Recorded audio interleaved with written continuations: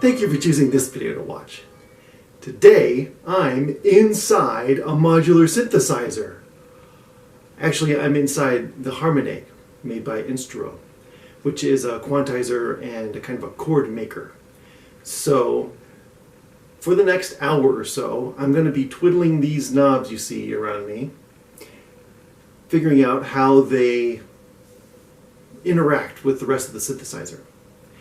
And there will be an index below for each chapter. So if you're not so keen on listening to one patch, you can jump ahead to the next one.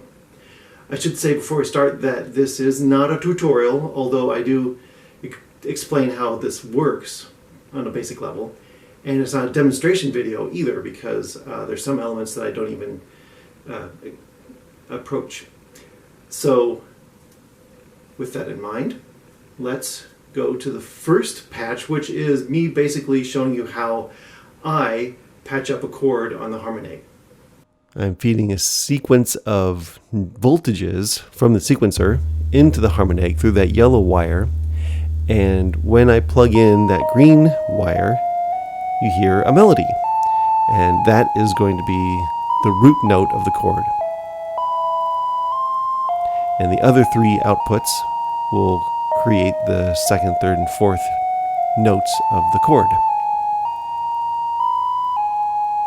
And to achieve that chord, I've plugged each one of these little cables into its own oscillator. And so you only hear one oscillator right now. I haven't turned it up on the mixer. We move up to the mixer where each one of those is plugged in, and I'll introduce each oscillator one by one. Fair warning, the oscillators aren't tuned to each other, so it's going to sound real ugly. But the next phase is to get all those oscillators on the same note. And I'm going to choose a C.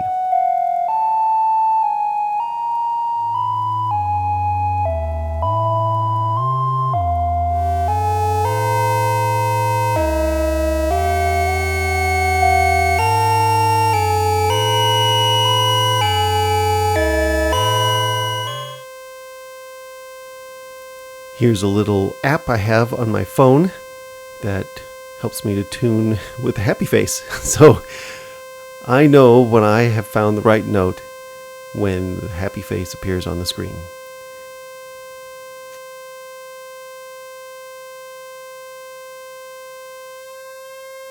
And there's my confirmation. So that oscillator is tuned to a C, and I'll move on to the next three. But I spared you the pain of listening to me tuning. Next, all I have to do is turn on the sequencer and begin the sequence. And from here on, I'll just be playing with parameters, figuring out what sounds best.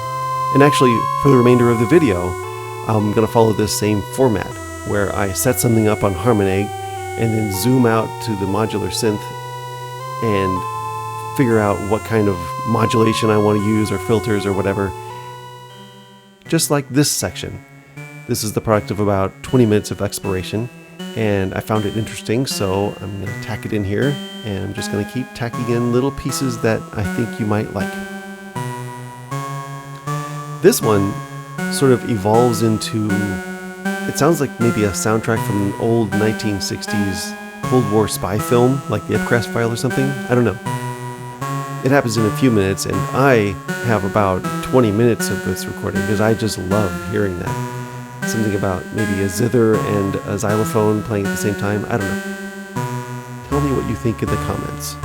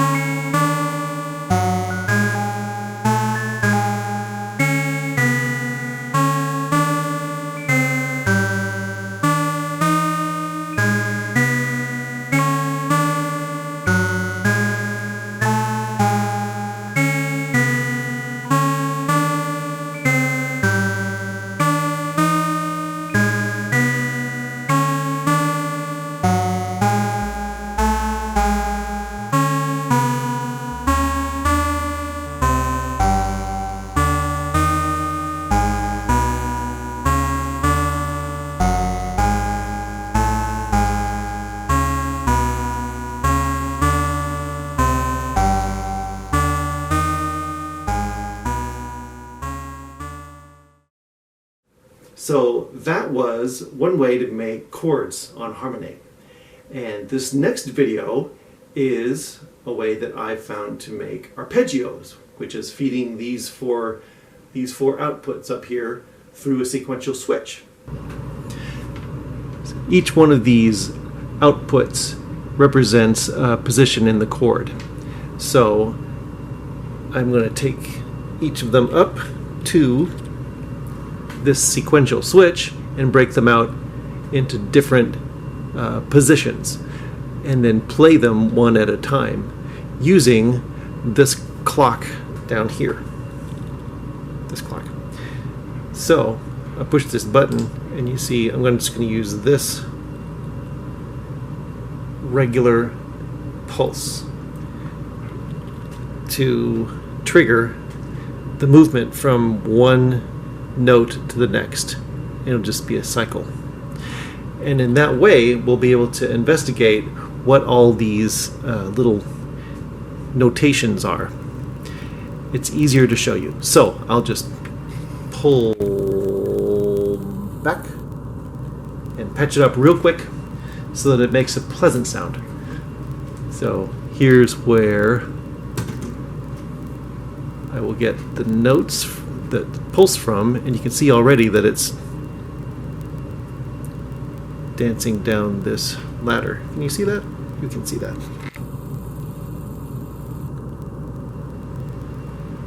Right? And it's completely synced up with this.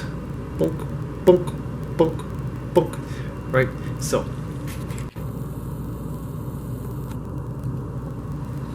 Next, we need a sound source. So I'm using the STO.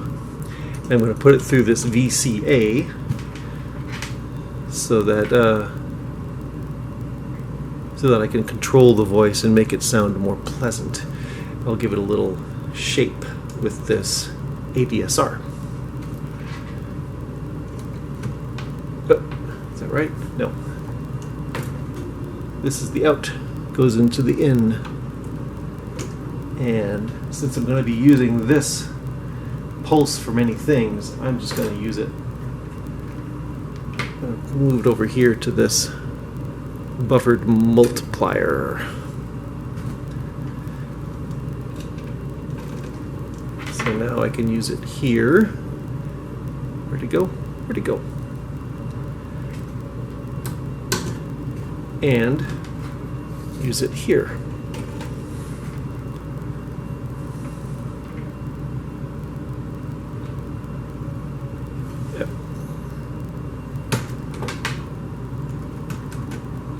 Now you can see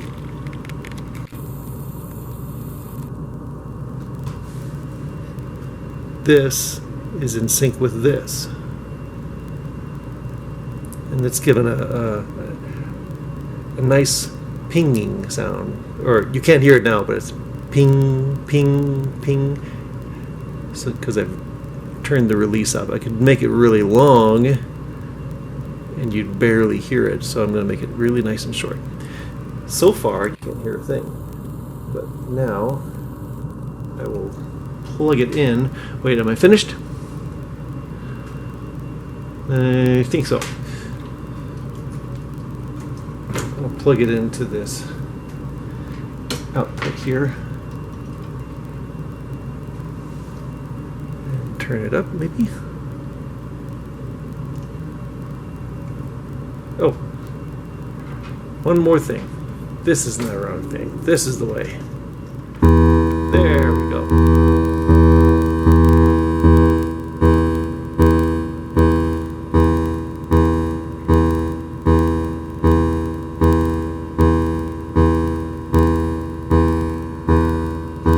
Yes.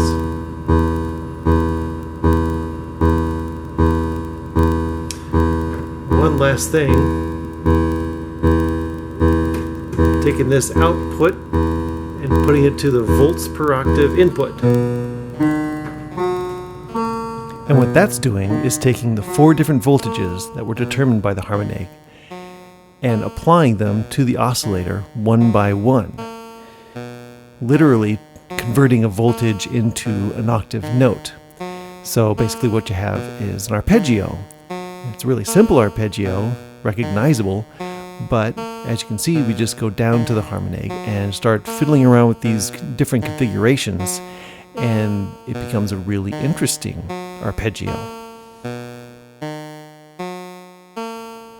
And the first parameter I'm going to be playing with is the inversions. And there are 4 different degrees of inversion. There's the root, the first, second, and third. And basically an inversion is just reordering the chord. So taking the lowest note and moving it up to the second note. And that's all these little parameters are changing.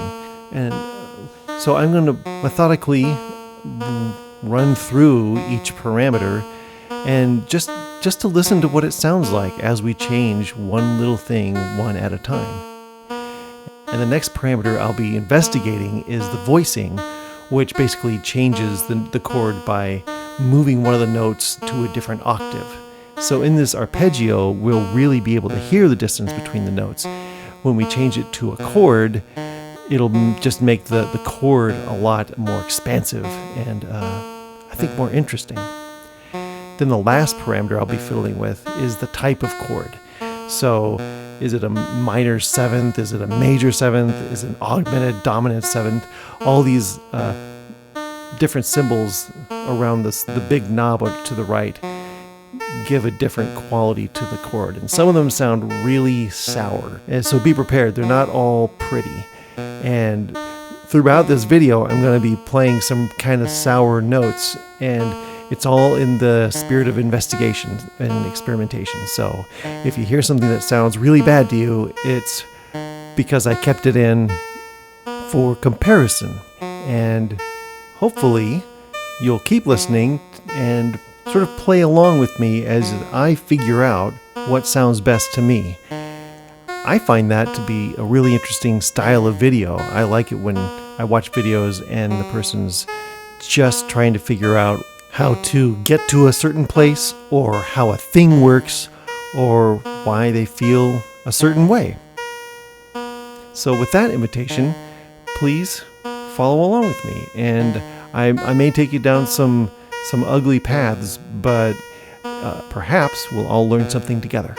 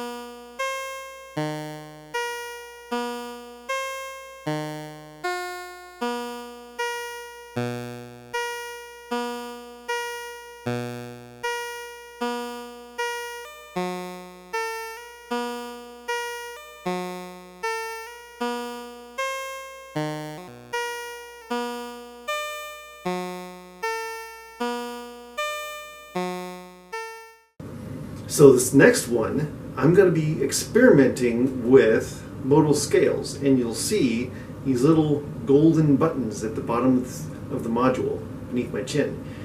There's about 8 of them, I think. I can't count from here, but there's 8 buttons, and there's 2 banks, so there's a lot of scales to play with. I'm only going to play with the first bank of them. And I'm just going to skip through them. Sometimes a scale sounds great, sometimes it doesn't, and I challenge you to find which one sounds best for you. I found one, and you'll see which one at the end that I love the most.